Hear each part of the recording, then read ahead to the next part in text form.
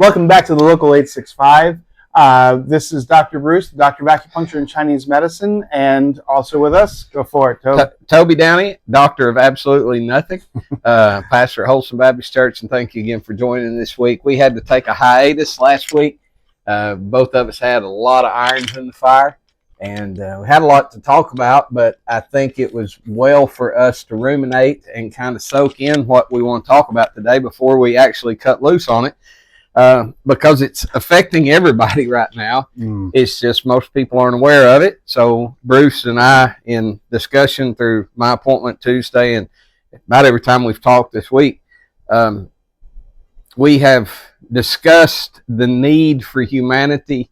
And I want to use a phrase here, and a lot of people turn me off or tune out when I say this one word, because it's been co-opted so much by popular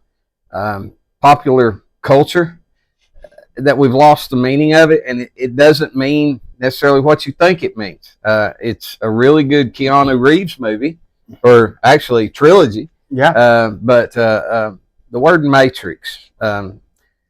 Let me lend a little definition. I'm going to go off on a tirade real quick, and then we're going to have a conversation. But I got to get my point across because I don't want you to miss out on this. Because whether you even know it or not, you are plugged into the matrix. And I'm not talking about sci-fi. I'm just talking about the system. I'm talking about the modern day rat race, if you will. But also, I'm talking about just the carrot that you've been chasing your whole life. And now you've been programmed to, in order to catch the carrot, you got to go through the prescription the world gives you. And most of that revolves around technology. And when I say it's time to divorce the matrix, that's not just throwing your phone in a what is it called? The bags. I've got a couple of them. The Mylar.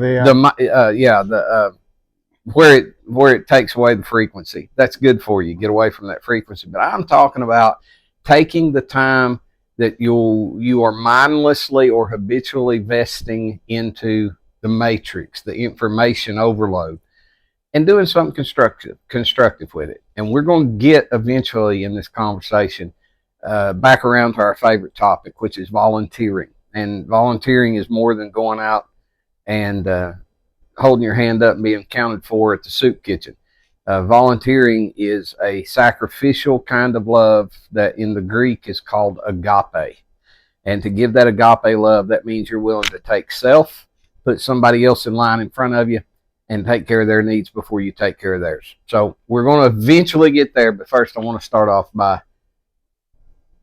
just throwing something at you and see what sticks.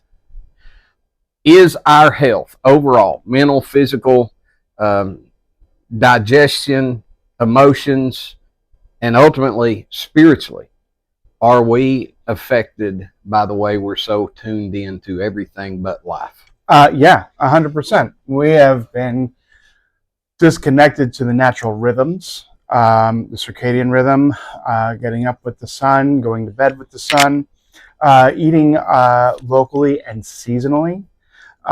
We have in this country the ability to eat food from all around the world at any point in time. It used to be people got oranges for Christmas, and that was a big deal because oranges don't grow in Manhattan in December. So this was like, oh, this is something incredible. But now we have oranges at our disposal at any point in time. Not so much from Florida anymore, but this is something that's happening. But this also affects our emotional and spiritual health when we see atrocities occur in places that we have no way of dealing with in our lifetime. For example, we'll use the Uyghurs in China. This was an atrocity that occurred, but how does it really, how does it affect your community? What can you do? It just emotionally and spiritually damages you. It's a psychological trauma. It implies a hopelessness to you, and it kind of imputes just not a weakness, but a helplessness. Yeah. And when you're that plugged in, and I hold my hand up if I have to, and I volunteer the testimony, the confession, whatever you want to call it, I am too attached to information. I eat it.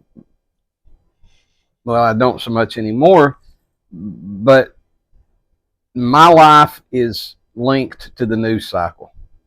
And I feel like I've been programmed. If I'm not informed to the minute, I'm not being proactive. And what I've really done is I've forgotten who I am in myself. And the Matrix has sucked that out of me. The biggest addiction Americans have is ideology, political ideology, religious ideology, traditional ideology.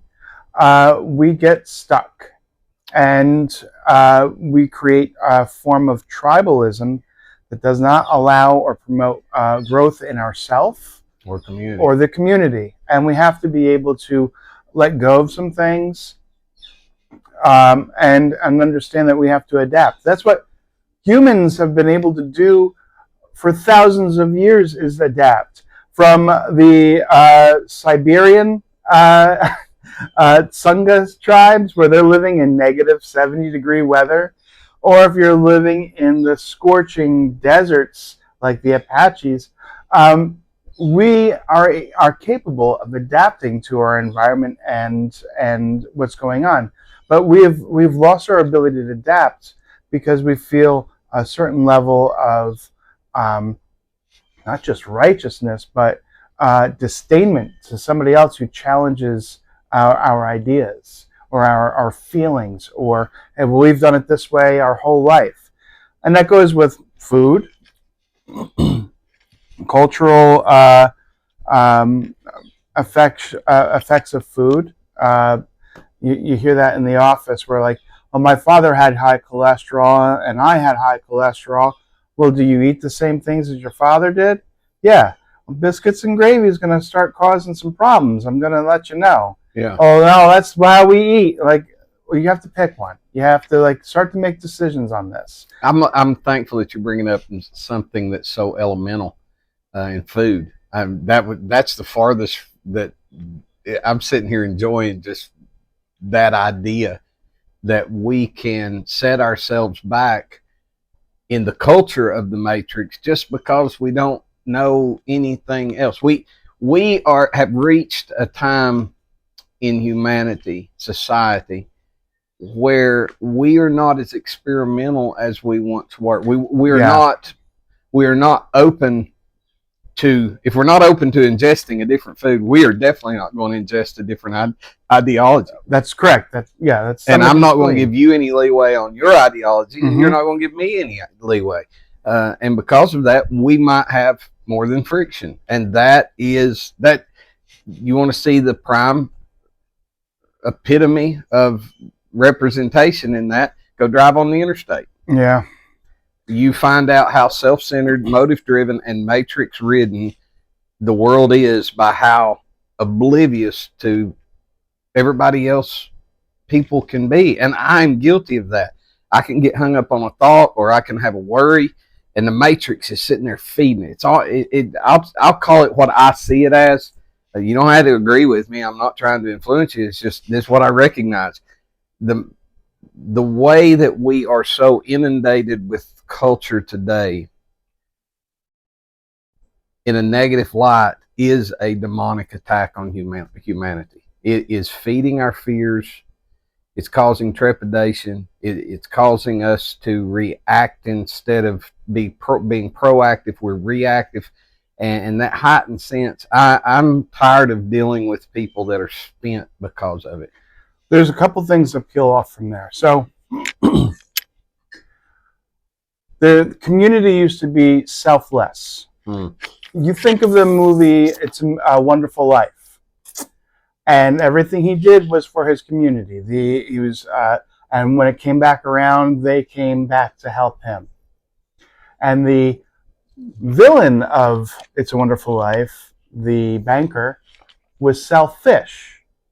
And our community, our society is more selfish than it is selfless now. Everybody wants to be an influencer. Everybody wants to be able to work from home. They don't want to deal with anybody. We have created a society of a me instead of we. Yeah. And so that's one aspect, is how much we've allowed the fear of other culture, other ideas, box us in, and we are now our own prisoner that we made the cells to of this prison. With that being said, this concept has been around forever. Ancient Greece, if you weren't from this particular town, you are not considered human. It's okay to kill you. It's like killing a dog. Yeah. The great molasses flood in the 1800s, or it was in the 1900s, after World War I. The great molasses flood that killed over, I think, 100 people. That area was all Italian. And Italians were lower than the low. Yeah. There was such a huge racism towards Italian people that it was all right. You got to give the history of the molasses flood so everybody can catch up to you. Okay, so in a northern part of Boston, there was a 20 million gallon tank that was made, and they were using Blackstrap Molasses at the time to turn into pure grain alcohol to make gunpowder and artillery. And so during the First World War, this is rolling hard, and they're making a lot of money. But they also know that prohibition is coming up. So they overfilled their tank because they had a year to stop producing, and they already knew that there's going to be clubs and speakeasies. They already knew that there was going to be an underground current of alcohol. Well, one fateful day, it was rumbling, and the tank wasn't made to spec. The walls were thinner than they needed to be, and it just exploded and covered the north end of Boston with gallons and gallons of molasses. And people died from more or less suffocation or being crushed because this tsunami of molasses picked up train cars, trolley cars, picked up horses, and just tore down houses. And this is a part of American history. And the reason why it occurred is because of greed and cutting corners and making sure that, we got to get every last drop before we can't sell alcohol anymore. But and next week on our version of having fun with history, see, we miss that. We miss not just the occurrence of history, but we miss the reasoning of history, and that's why we replicate history. And that's one of the reasons we live in such a greed-centric society, is because we've not learned from our mistakes. It's inevitable. We're going to come full circle, and we'll be back in the middle of a catastrophe. Look at Palestine, Ohio. Yeah. That's the same scenario. Mm-hmm. And it's the underlying element is the greed of humanity. Before we go any farther, I want to ask the audience, if you're still hanging in there with us, make sure you hang out through this conversation. But I want you to hit that thumbs up button. I want you to share, and I want you to follow. And here's the deal. I don't know how many likes. I haven't looked at our statistics on your page, but if we get, I'm going to set the bar low. If we get 15 likes on this video, Bruce today is wearing a kilt. Next time you see us, I'll be wearing a kilt. Takes 15 likes. So 15 of you got to hit that like button. And, I'll see if they make a kilt for skinny guys. I'm going to make 14 separate accounts. Yeah, yeah. I'm going to get bot farm now. But indoctrination, programming, identity.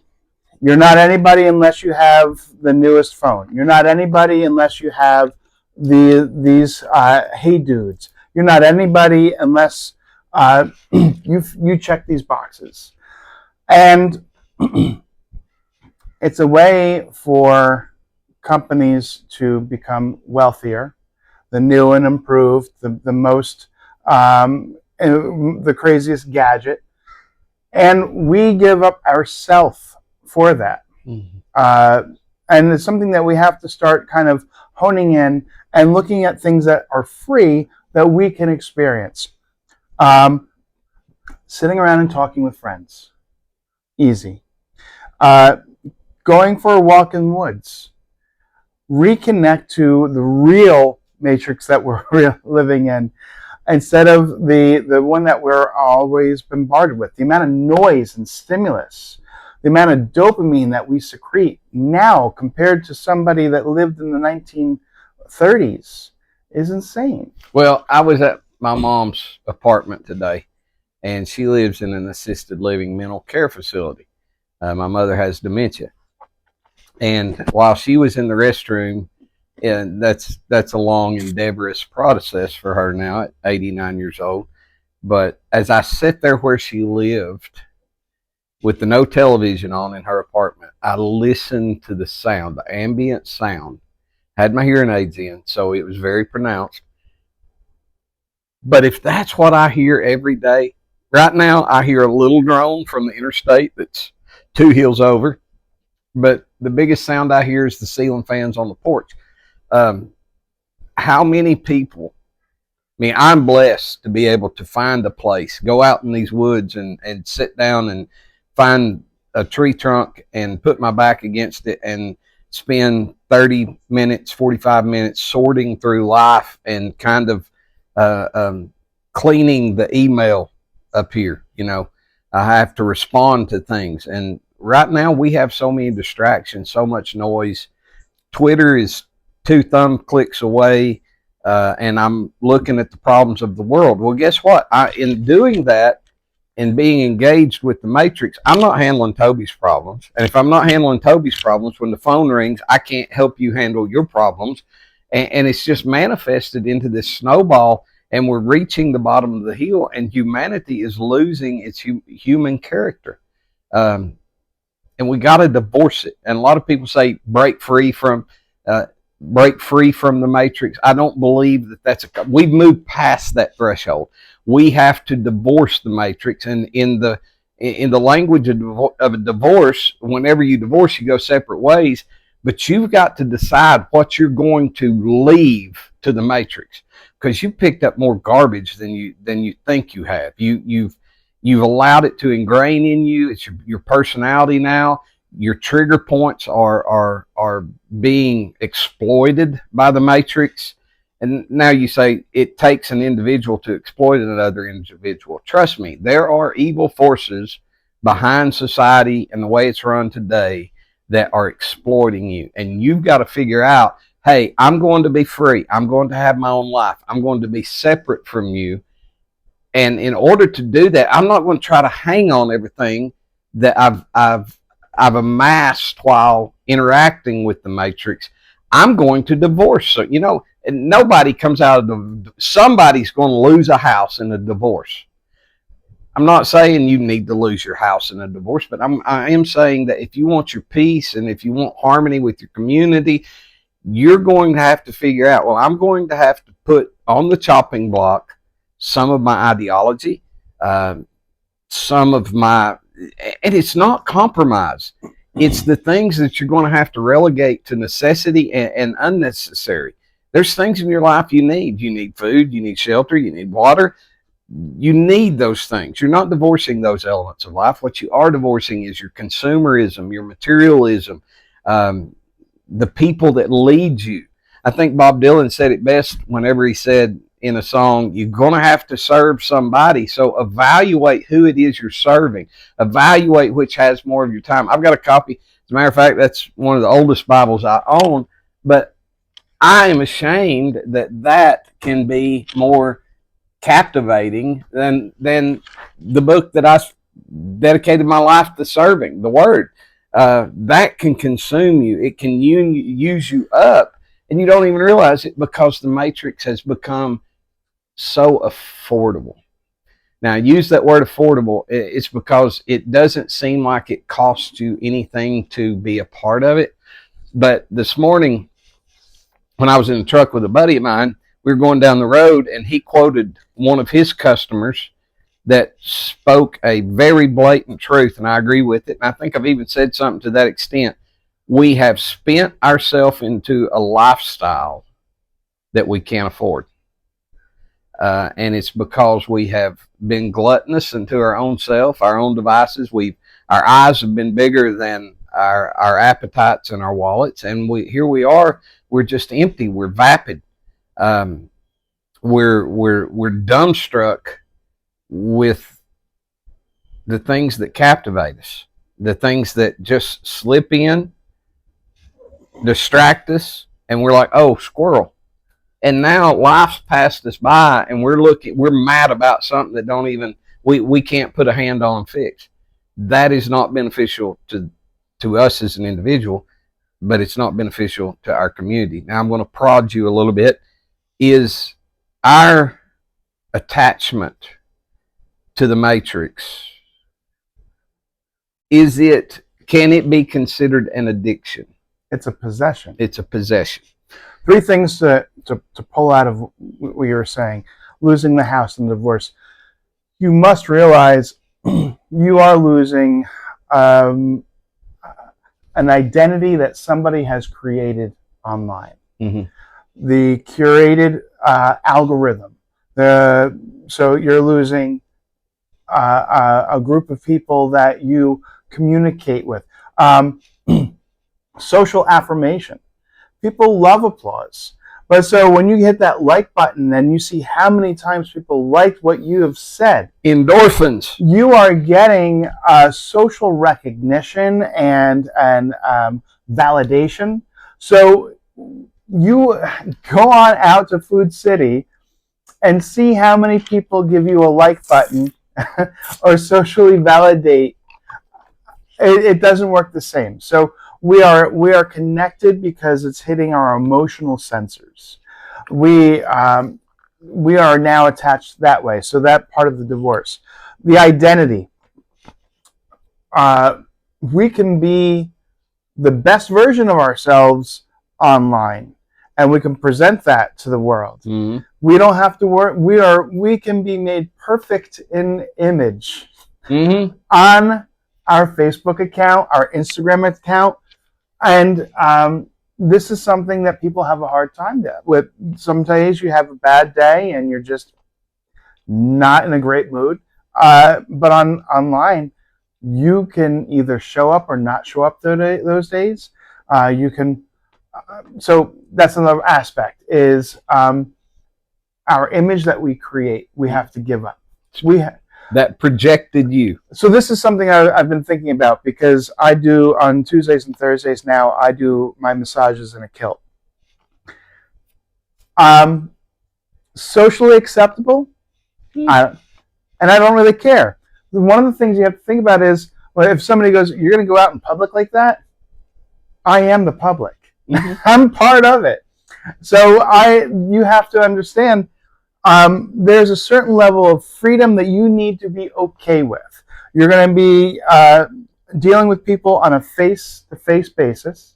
And you're going to see they can't hide behind a like button or a scroll. You're either going to see the true reaction to the person, and you have to be comfortable with yourself enough to accept it no matter how it goes, because that's what you want to do. That's how you're going to present. You're going to have to accept the good and the bad with that. Possession in Chinese medicine, there's the 3 ghosts. We talked about this before.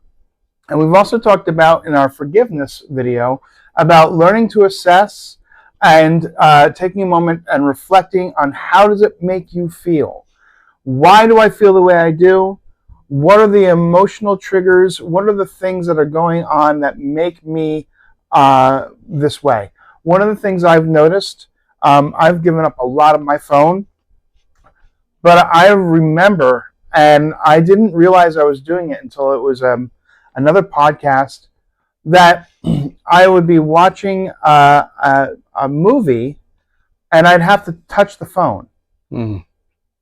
like just to check to see if any notifications. And I am fully engaged watching something. I'm enjoying the moment, but I still have no. Is there somebody there? Did I miss something? Well, I'm paid to touch the phone, and I hate it. And so, yeah, I broke myself. What did a pastor do 40 years ago before cell phones? They went out, they lived their life, they loved the person in front of them. And if they were really high tech, they went home and checked the voicemail on their answering machine. Yeah. Now the answering machine's in our pocket. And if we don't, this is what the Matrix has programmed some people to do. If you need me for anything and I don't respond to you in the moment, the Matrix says, now you can't like me. Well, does that mean I belong to the Matrix?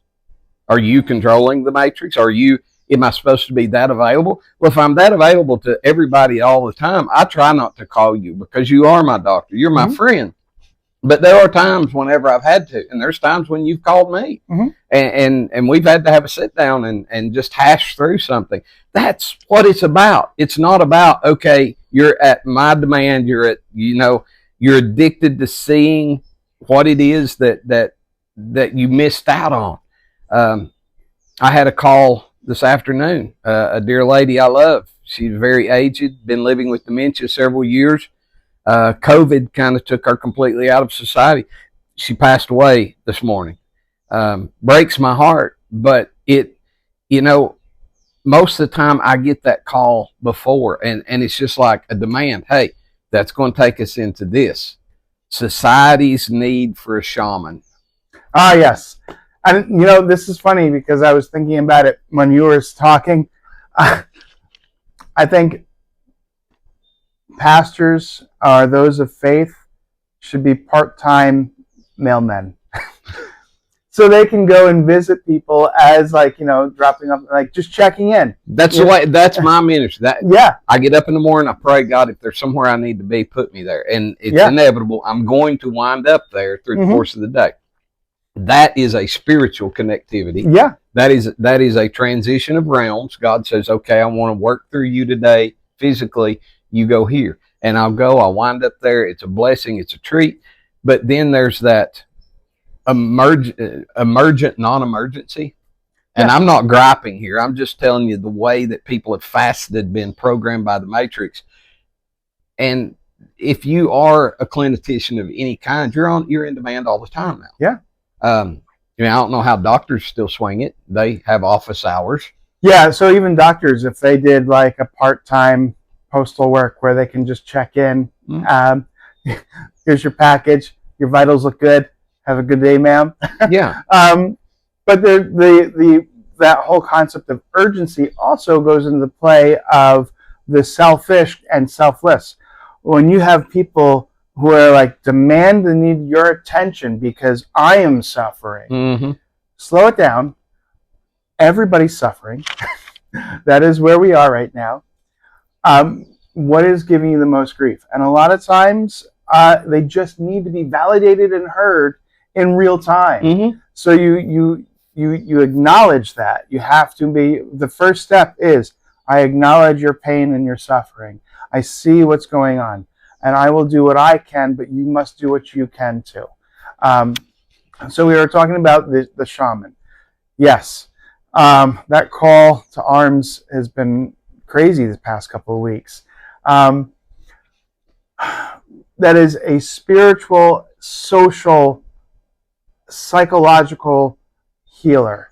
That is somebody who is looking at the big picture within the community and how we are going to manage the community's problems by managing the individual problems. There's a book, and I forgot Walsh, The Psychology of Shamanism, I think is the name of the book. I got it. If you've got it, I have it. I've read it twice. I've highlighted it over and over. It is amazing. And it's just how smaller communities were more psychologically healthy because there was one guy that tended to the spiritual, the psychological, the emotional, and physical needs. And just being able to see how the people are interacting in the group, they can go, hey man, I need to pull you to the side. we got to do a cleansing ceremony. Mm-hmm. You know, we got to just let it go, and then you can get back into the drumming circle. Yeah, you can't be. You got to be conscious about your problem before you're part of the group. Yeah. Well, that has been lost in the Baptist faith. I can tell you that.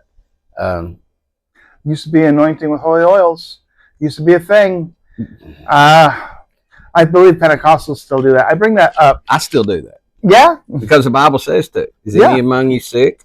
Let him call on the elders of the church and anoint them and lay hands on them. I believe that. I want to share something as a perfect example, because we talk about volunteering all the time. In order to volunteer and to be a blessing in your volunteering effort, you've got to learn that there's an element of servitude. There's an element of humility, lowliness, if you even want to step that far and call it that. But this is not someone in the Bible that had need to take this role. It was Christ. Now, the shaman, I'm going to say this before I read the scripture, the shaman, in everything that I can identify with my role in God's calling that fits that round peg in the round hole, we have to be available to each other. We have to. I know it's a sacrifice. I know sometimes it's daunting. Sometimes you don't have. My wife, if we're at dinner and the phone rings, I'll have it on silent, but my watch will go off and she'll be like, well, that's all of you I get today. And it's because she knows that I love her. She comes first. I'm the one sitting at a table with her, but somebody needs something. Right now, we're at a point where we are so engaged with the matrix. Everybody is needing something and they have no idea what it is. Yeah. Possibly that need can be met not by attaining, but by surrendering. And this goes back to that element of divorce. First thing you've got to divorce if you want to find yourself and know who you are again. Alan Watts, listen to that, a man that walks alone. But if you want to know who you are, you need to serve somebody with the right heart. In other words, you don't need anything right now at this present moment. You go and do for somebody what they maybe can't do for themselves. Okay? The person that does this in the scripture is Jesus, and his time had come, and he was at that point where he was facing his crucifixion. He knew what was coming. He knew what was to be sacrificed in his body. And one of the last parting gifts he gives to his disciples is this. Now, before the feast of the Passover, when Jesus knew that his hour was come, that he should depart out of this world unto the Father, having loved his own which were in the world, he loved them unto the end. So this is a foreboding, this is a foretelling of an ultimate sacrifice.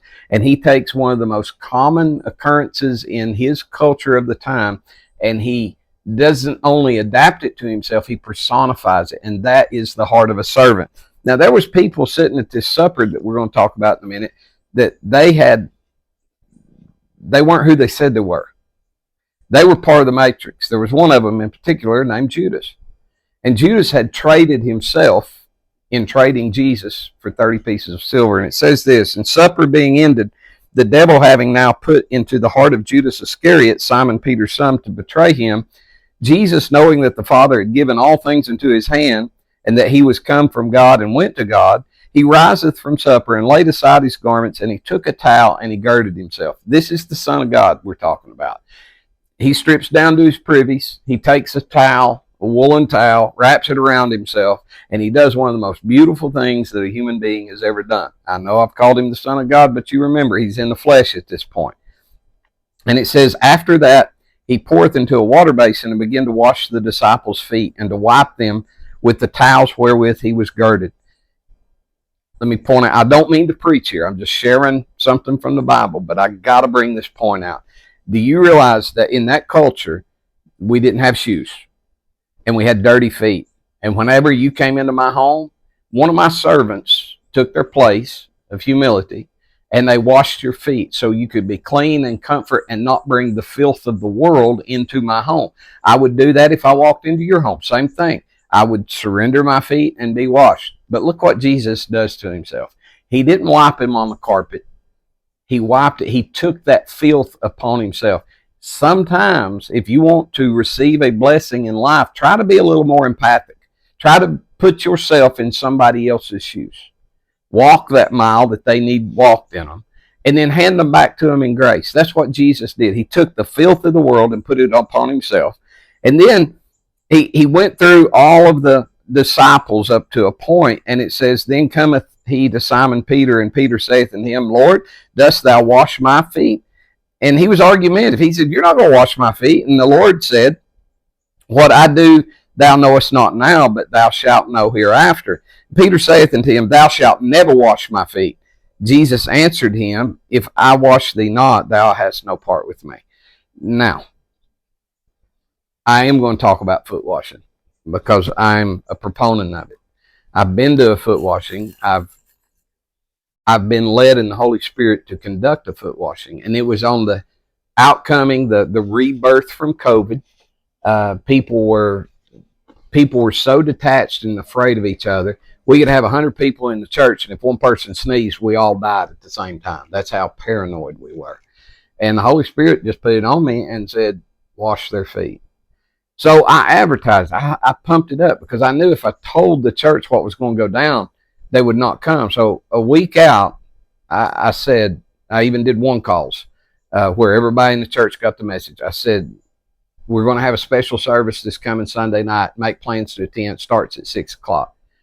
And in my mind, in my feebleness of mind, I thought that would be one of the shortest services ever. I figured I would wash 3 or 4 people's feet, maybe a half a dozen.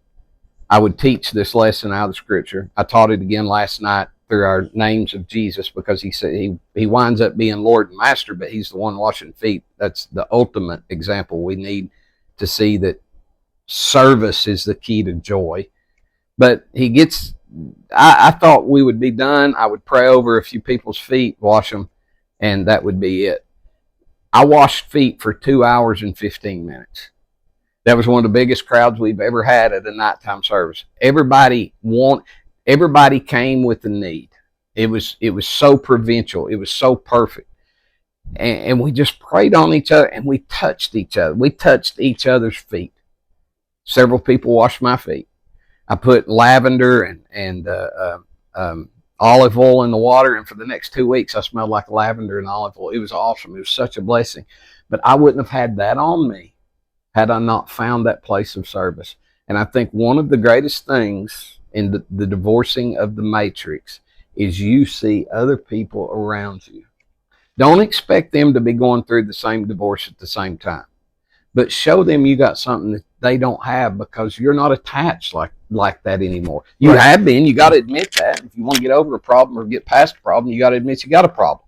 We have a problem in the world. We don't talk. This is one of the great. I told Bruce whenever he was working on me Tuesday, I said, there's nobody else on the face of the earth. And if you're out there watching this and you count yourself as my friend, I'm blessed to have that relationship, but you don't have the same relationship that me and him have. There's nobody else on the face of this earth I'd do a podcast with, because it's not because we see everything the same. It's because our tuning forks are resonating the same right now. Same frequency, different tone. We have different frequencies, but the tone, we have different tones, but the frequency's the same. We want to serve. We want to see your life better. I want my life better because I told Bruce, I said, anybody else would have been worried about numbers and views and likes and I could care less. There's somebody out there watching this today that is ready to get their life back, and they're ready to end the abusive relationship they have with culture, and they're ready to find themselves. Now, we're not giving a whole bunch of answers or a methodology to do that. The closest thing to methodology I've told you is Jesus washed his friends' feet. What's so profound about that? He got down. He took their dirt upon himself, and he was in subservience to them. And Peter questioned it. He said, you're not washing my feet. And he said, well, if I don't wash them, you ain't clean.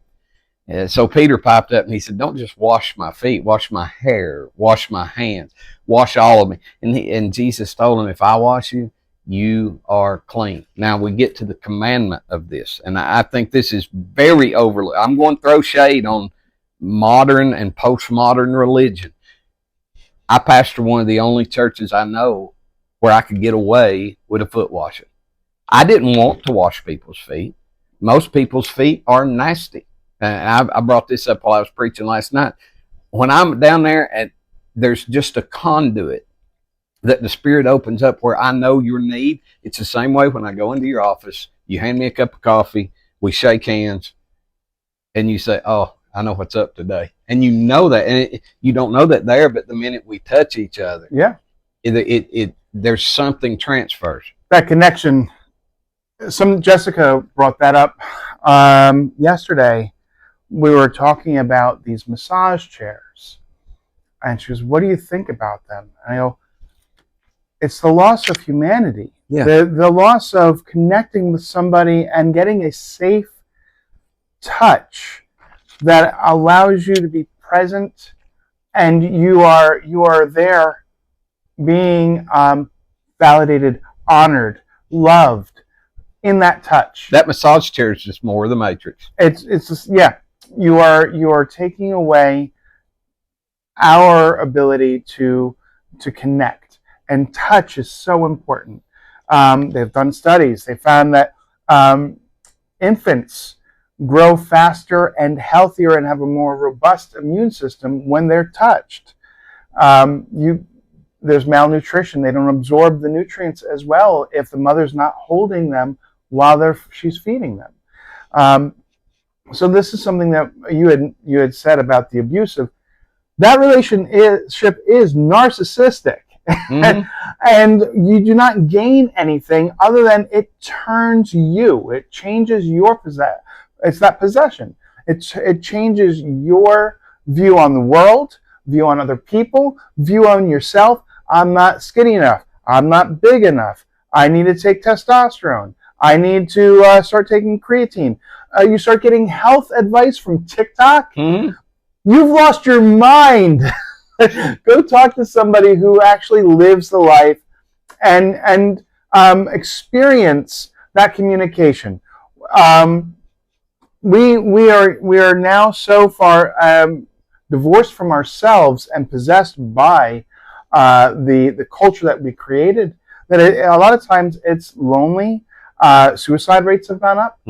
It's exponentially dark and depressive. Anxiety medications, depression, SSRIs. Yeah, we need to slow it down. Take that deep breath. This is that forgiveness. What am I getting out of this? Why do I feel this way? What are these triggers? And understand that you are being manipulated every time you go online.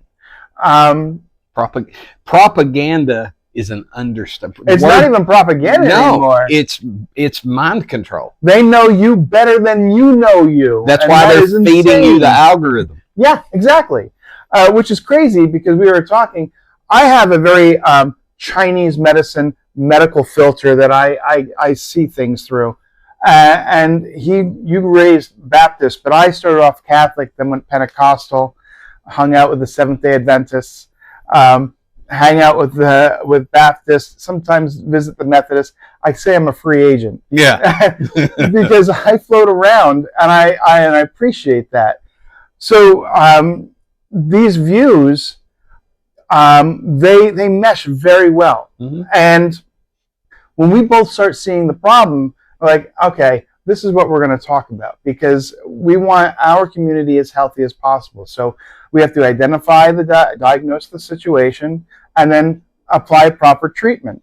And a lot of times there's a very spiritual, healthy treatment. There's a psychological treatment of identifying your own self and what are the habits I've created that cause a lot of my pain and distrust of people and distrust of my situation. A lot of lack of faith, distrust. So what are we going to do? And this is something that we have to start off with. We start off with identifying, and then we understand, okay, so this is the habit, but we need to replace that old bad habit with a good, healthy habit. So the days that I really want to go online, I want to spend 15, 20 minutes in the bathroom scrolling through Facebook.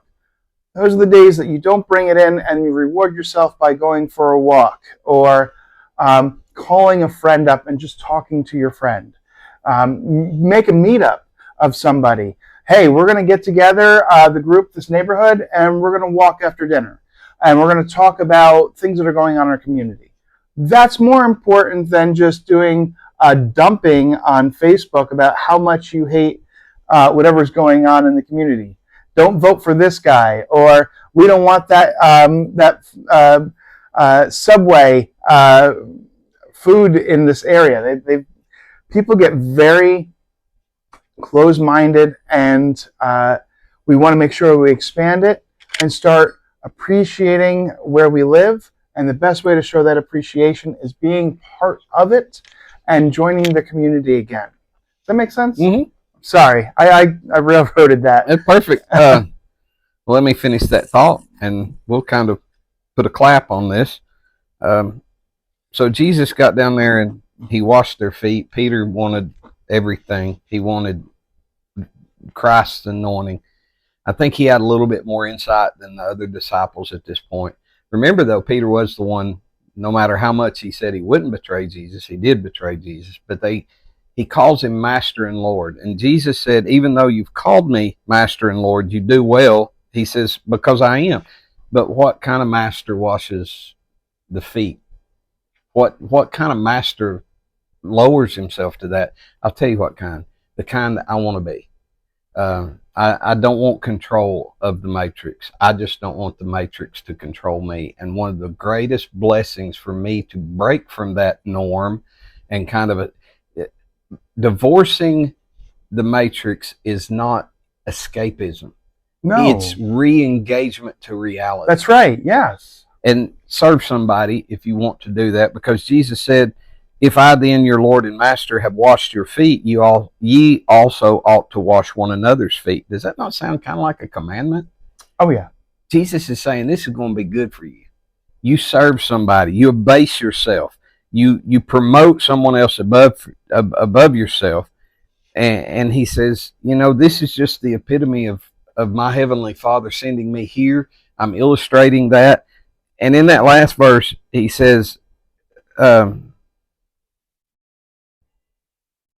if you want to receive a blessing, be a blessing. If ye know these things, happy are ye if you do them. We've missed that. We've quit that. We've let the matrix tell us that we are the most important entity on the face of the earth, and we've missed the connectivity we have with people that might be sitting next door to us. I completely agree. And, in my profession, I get to meet some amazing people that volunteer, people who have lived a very full and rich life. Just this morning, my very first patient, an older woman who is doing all the paperwork to become a foster parent, just to help out in the area. Like, this is incredible. And I would never know that this woman existed. I would never know that she had that kind of heart if she wasn't on my table, if she didn't come into my world. But we all have that ability to serve others with a humble heart and with a joyful and grateful heart. Mm-hmm. We all have that ability. If you can do it and this is something that I've talked to you about, what makes it so special that you only do it for your family members? What makes it so special if you cannot have that level of love and gratitude for everyone? Then it's not full. It's not complete. Just because they love you back is why you do it. It's not the right. You have to correct that. You have to be able to say, I'm doing it out of love for the people in my life. And that's it. Jesus taught on it, and he said, anybody would die for the people they love, but who would die for people that they don't even know? That's right. Exactly. And and the matrix tries to keep us parted so we won't do that. We won't benefit each other. Yeah, there's genre and then subgenre and a subgenre. And then you get down to this like granulated community where we don't go to that side of town, or we don't go to those restaurants, or look at the way he's not wearing the right golf shoes for this golf course. We start to isolate ourselves. You know it's true. I remember one time whenever I played golf avidly and with my father, and we had went on a golf trip to the beach, and somebody in our party who was, let's say, a hobbyist at the golf course, he wasn't necessarily a golfer, and he didn't have the right attire, and we were playing a very upscale course, and I'm not going to use the crude language that he used, but here comes a range master out onto the course, and we were like 3 holes in, and you know, I'm sitting there in the cart with my dad, and my dad goes, this ought to be interesting. So the man that we're playing with, he doesn't have a collar on his shirt. Ah. And the range master comes out, and he's got his little clipboard, and he says, sir, we play with collars on this course. And my dad's friend turned around and he said, you mow the grass on this course, I'll play the thing. Yeah. Oh, I remember that, and I will remember that till the day I die, I hope, because when I'm having a bad day, because this man was country, I mean, straight off the Chilhowee Mountain, and he just turned around to that uppity little snob and said, you mow the grass and I'll play the course. We played the rest of the 18 that day. That's great. My dad laughed every time he thought about it. Every time we talked about it, Dad could be brought out of his dementia funk with that story. That was a great day. And to beat it all, I think it was the very next tee, Dad come off the driver with an iron and kept it about 3 feet off the ground. And the man that said that to the range master drove in front of my dad when he swung, and the ball hit him right behind the ear, and he thought it was a yellow jacket, and he come off that golf cart fighting. But anyway, yeah, sometimes when you divorce the matrix, you can look at the range master and say, you mow the grass, I'm playing this course. You know, one of the things, and I don't remember where I heard this, but it was just recently. It may have been a patient. It could have been just a thought. When you're doing something with your family or with your community, you are not thinking, I'm making memories today. No, but you are. But you look back at it, and that's exactly what they are. They are rich, they are vivid, and you share them with somebody, and it's an experience. So when you guys get back together, hey, remember that time? And everybody relives that moment. You travel back in time for just a brief second to enjoy that moment, even though that moment may have been horrid when it happened. You know, we went on the boat, and you're over on the side puking because you ate chum, and then, yeah, 6 years removed, that's the greatest day of your life. Yeah. So this is something that we strongly recommend everybody to just engage and realize that all of this is just theater. And it's all theater. Enjoy it. Don't get too strung out by the way I look. Don't judge a book by its cover. What is that? It's a Rocky Horror Picture Show. Mm-hmm. Make sure that you are actively engaged and participating in your own life and not something on the internet, because the way things are going, they're going to just keep on pushing and keep on pushing. And then from what I've heard, there's that digital ID and breakdown they're doing in the UK, they're doing it in Australia, they're doing it in Europe. They want to do it. They want to do it here. And if you guys are now locked out or have to pay like a subscription fee, you know, are you living life? Yeah, what are you doing? Can I close this out with Please. Something that hit me? I love music. I'm not a musician. I'm not a vocalist, but I love music. I love the culture of music. I don't necessarily like anything popular. I like stories told in song. That's, I guess, Scotch-Irish history, because that's the way we kept record of things, is through songs. So I went to every concert that was anywhere close to me. And this is from the time I was a kid even until recently.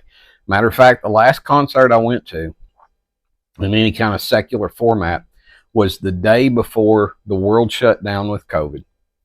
My wife had bought me tickets to go see Sturgill Simpson and Tyler Childers. I love the way they tell stories in songs. I can't do crowds like that without some severe anxiety. So she got me seats up against the wall, as far back from the stage you could be. The whole room was in front of me, didn't have to worry about what was behind me, and I was enjoying it until the lights went down And whenever the music started, everybody took their phones out and started videoing it. Yeah. Instead of living it for themselves in the moment, Mm-hmm. they were documenting it for the Matrix. For likes. And I might have been the only one that sat there and enjoyed the music because everybody else was just trying to get footage for the Matrix. You feed the beast, one day the beast will turn around and eat you. Divorce it before you get that far. That happens at every school function now. Oh, I know. Junior, you miss Junior growing up because you're too busy wondering if you've got the right speed set on your iPhone. Live life for a minute. Detach. Learn. And I'm not going to tell you, go take a 3-day sabbatical from the world. It will destroy. It's like detoxing from alcohol. It's unsafe. So incrementally, start with a 3-minute session where you have no noise, no connectivity. I'm not talking about when you go to bed. I'm talking about an upright, conscious posture where you just say, I'm going to be still and listen. Well, there's nothing to hear, according to the Matrix. You'd be surprised what you're missing because you're inundated by the noise of the world. Divorce it. Yeah. All right. We're going to close this out. Thank you again. At any point in time that this is something that this really resonates with you, leave a comment. Let us know. We're doing this out of love and of joy. We don't want this. This is just making sure that everybody gets that message and starts participating again in our culture, in our community, in our society. But that's it. Get out there, love people, have a good time. Don't take anything personally, and yeah, that's it. The only goal that I've set for this immediate goal, and I haven't talked to Bruce about it.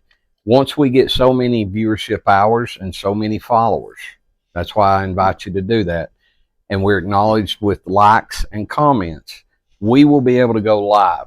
And if we can get to that point, oh yeah, we can do this live, not have to be pre-recorded. And we can actually sit here and have a conversation and dialogue with you through a chat room. And we would love that. I would love that. That'd be great. Yeah. Because you can be part of our circle.